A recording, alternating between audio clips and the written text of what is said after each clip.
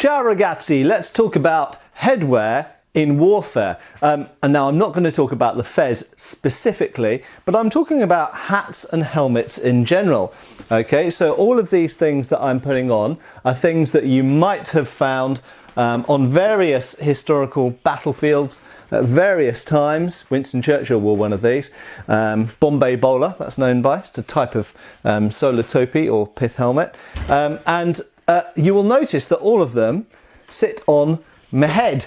Okay, and the reason I'm making this video is actually it stems from the fez got attached to my salé there. It stems from the videos that I have done in the past talking about the old salé or Robocop helmet, as some people like to call it. So let's just stick this on, and I'll keep this on for most of the video, I would think. So when I put this on previously, or in one of the videos, I had this on together with my brigandine, and I think I had my male shirt on with it as well. Now, some people made the comment in that video, but isn't your throat exposed? Isn't your chin exposed? Aren't your arms exposed? No, they focused on the fact that with this style of helmet, yes, indeed, the lower half of my face is exposed. And what? Indeed, with this type of helmet, we often wear what's called a bever. Okay, but this isn't a video about bevers. This isn't a video talking about types of chin protection. This is a video talking about types of head protection worn in war, and the fact that if you're wearing any type of helmet, whether it's a World War I or World War II steel helmet, or indeed if we're going back into the 19th century and you're wearing things like this type of helmet, or if we go back to the 17th century and you're a conquistador or something and you're wearing this type of helmet, then all of those things primarily are there to protect the top of your head. Now, obviously, in different periods, you're going to be facing different types of opponent with different types of weapons coming at you. Okay. Now, clearly, if you're in an environment where people are going to be swinging long swords and war hammers at you, you probably want a fairly serious type of helmet like the one I'm wearing here.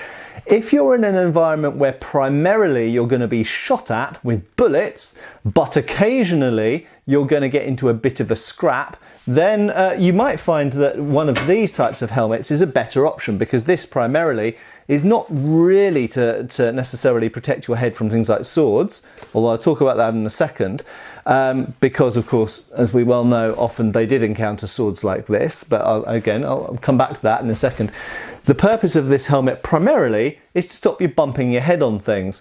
And if we go to the First World War, which is when the mass reintroduction of helmets in modern warfare happened, remember at the end of the 19th century and beginning of the 20th century, most militaries were sending their soldiers to war, not in helmets actually, but in hats. They were wearing soft types of kepi and all sorts of different, shakos and all sorts of, not shakos so much by that point, but different types of patrol hat essentially, but soft material fabric hats, which don't really protect your head from anything, but they make you look smart. They give you somewhere to aid recognition on the battlefield in terms of what regiment or unit you're from, and of course they protect your head to some degree from the sun and from cold weather and rain and stuff like this. But most of all, I think it was about looking good in your uniform and for identification purposes. This type of helmet is quite interesting because the so-called Foreign Service helmet, which this is a kind of modern replica of, they came in from far more practical reasons in the British, well, not just British, in fact, in various European and non-European militaries. These were worn famously by the British. Anyone who's seen the movie Zulu or The Man Who Would Be King or this type of thing will know these types of helmets. They're quite iconically British in the modern mindset, but actually these modern replicas are made in Vietnam and are actually modelled on French ones. Okay, so the French wore exactly or very, very similar types of helmets, just a slightly different shape. The Germans had helmets like this. The Italians had helmets like this. And the Americans had helmets like this as well, and obviously the other parts of the British Empire, so Canada, Australia, New Zealand and so on. So these were actually quite a widespread type of helmet, and they weren't primarily just for uniform purposes. They were actually practical, and they are called Pith helmets sometimes. They're not always known by that historically, but these days most people call them Pith helmets because they're made of pith or cork, which is very absorbent but also very light. And you could soak it in water, it protect you from the sun, keep you cool, this kind of thing. But additionally, it does protect you from bumping your head. Now, you may think, well, who cares if you bump your head? Well, that was why they primarily why they reintroduced helmets in the First World War, was because people were getting a huge number of head injuries. The steel helmet doesn't necessarily protect you from a shell going off next to you, but it does protect you from some bits of flying shrapnel, potentially a ricocheted bullet, although a direct bullet will go straight through it, but mostly from you just bashing your head on things. And people really underestimate how easy it is to put someone out of action by them going along a trench and standing up at the wrong moment and hitting their head into a beam and knocking themselves out and getting concussion. And so actually the primary purpose to sticking helmets on soldiers, and incidentally modern builders or cyclists or this kind of thing, is to protect your head from bumping on things. Okay, it's not necessarily to protect from weapons, but I said I would come back to this, and I would. These types of helmets were introduced primarily to protect from the elements, from the sun and stuff, but they were often augmented with a turban around it, particularly in British service, so in India and Afghanistan, a turban known as a puggaree, which is essentially silk, like a silk scarf, twisted around, wrapped around here, and that provides some better degree of cut resistance from hand weapons. And that was inspired by Sikh headwear, turbans, and not just Sikh, in fact, just Indian headwear. And they noted, of course, that these twisted silk head scarves were very good at resisting cuts, because it's very difficult to cut through silk, and it's got a lot of shock absorbency. So when you combine this with a puggaree, it actually provides quite a lot of cut resistance. But back to, there goes the helmet, back to the sallet. So people go on about the fact that, oh, but the face and the throat are exposed. Yes, they are. Yes, you could wear a mail or chainmail standard to protect the throat, which I usually would. Or you could wear a bever. But there are some disadvantages to that, aren't there? So why did most soldiers throughout history wear helmets that basically only protected the top of their heads and very often left their face uncovered? And that is true. It's true for a large part if you think about a Roman helmet. It protects the cheeks, but primarily it protects the top and the back of the head. Okay. Similar of lots of ancient Greek helmets. Yes, we have the famous Corinthian helmets which do protect the face more, but they still have eye and nose openings, which frankly, if you're holding a sword or a spear, it's not that difficult to thrust through those gaps. Probably those face openings are more to protect from missile weapons rather than hand weapons, because if you're that close to someone, it's not so difficult. Okay, you could say if you're wearing that helmet and you see a thrust coming in, by turning it slightly, yeah, you could protect your face. So it is an advantage having face protection, no question, but it comes at a cost. Why would so many helmets throughout history, whether it's the ancient world, the medieval world, the Renaissance world, or the industrial age, why would they all leave the face and very often the sides of the head as well uncovered? Well, very simply, because humans need to do more than just be hit, okay? They need to breathe, see, hear, talk, eat, okay? Loads of things which it is incredibly difficult to do with certain types of helmets on. Even to the point, you notice this helmet, it has a visor, okay? It has a pivoting visor. Now I'm wearing it up, as I inevitably would do. You do see versions of these salets which the visor isn't mobile, and you can't lift it up and down. And what they basically do, if you look in the artwork, you see a lot of soldiers wearing these like that. Okay, so they've got little vision slit up here, but instead they push the helmet back on their head and they're walking around, they're shooting their crossbows or using their halberds, using their pikes. I mean, you could even strap this back round here and keep it secure like that. But you'll notice the shape of the back of the helmet enables me to do that. And I'm sure that that was part of the design of this helmet, because fundamentally, let's take that off now. Fundamentally, the helmet was there for you to wear on your head to protect you from essentially mostly incidental hits, okay? Things that come in and hit you on the head that you weren't really expecting or you didn't see coming. Yep, absolutely, in close combat you could bring that down and it would provide a bit more protection to you.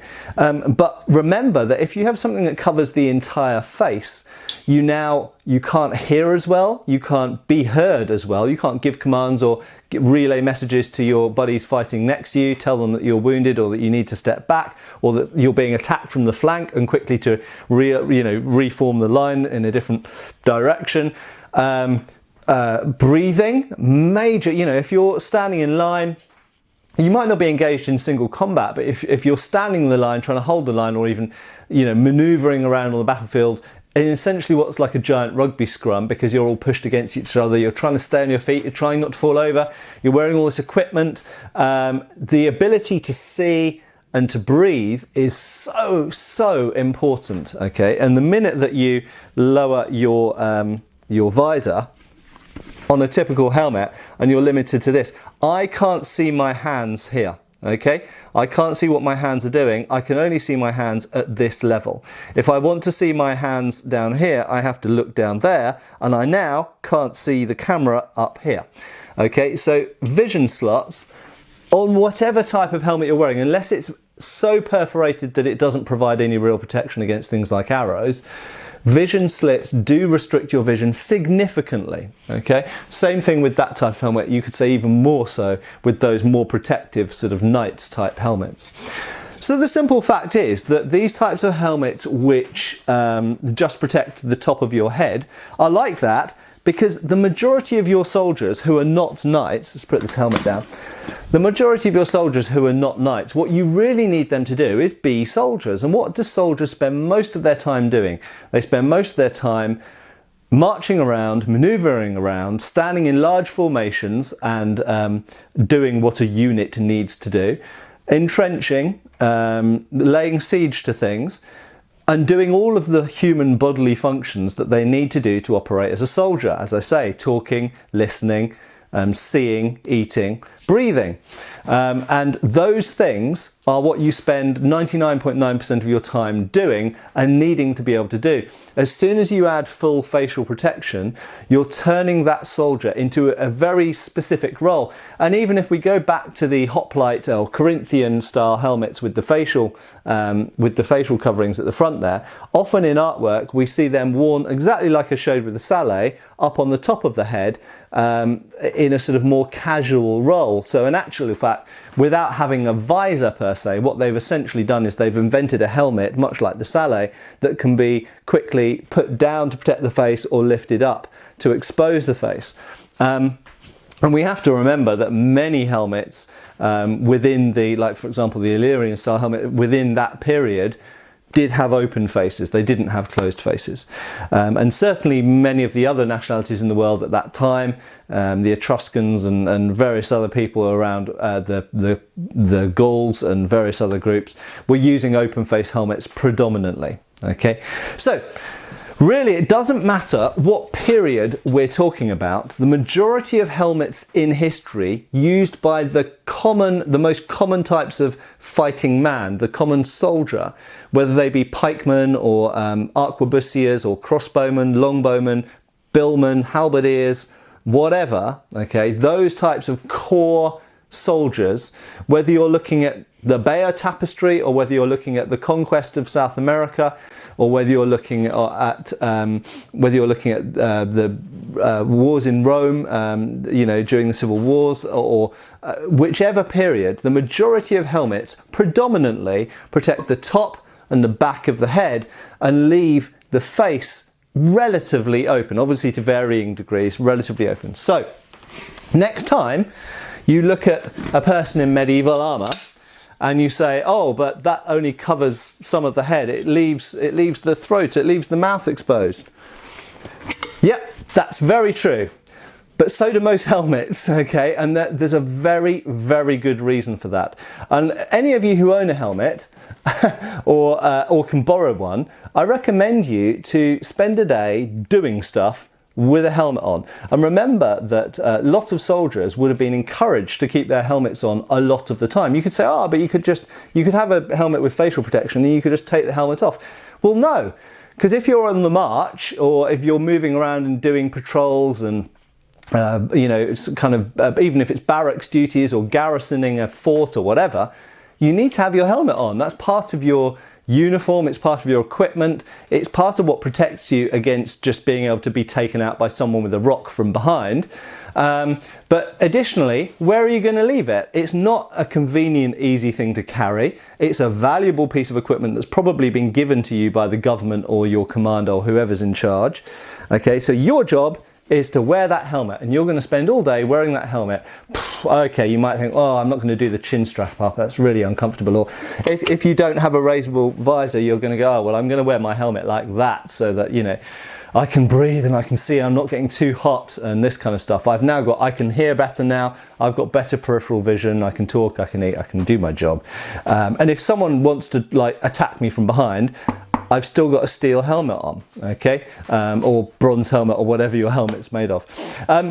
So there we go. Next time you look at a medieval armour and think, I can see a gap there and I can see a gap there, yeah, that's fine, okay? If you're fighting someone in single combat, that's going to be a lot of what you're thinking about, is where are those gaps? How can I get to them? How can I thrust my weapon deep into that person and end them rightly, okay?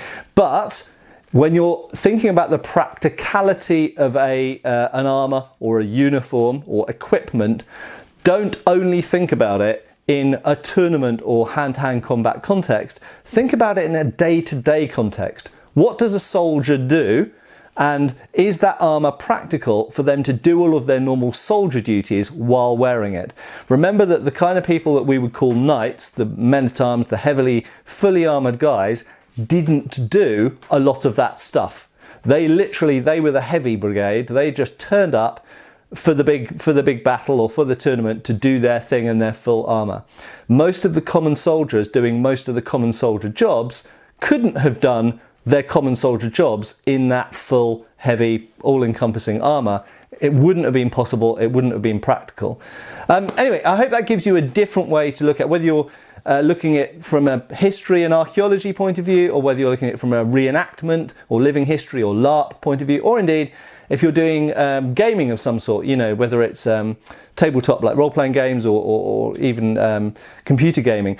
Think about the fact of what would you want to, or what could you bear to wear on a daily basis and still go about your soldierly or everyday tasks while still wearing it. And then you'll start to look at armour in a very, very different way. I hope that's been somewhat useful and interesting. Cheers folks, and see you for the next video. Arrivederci.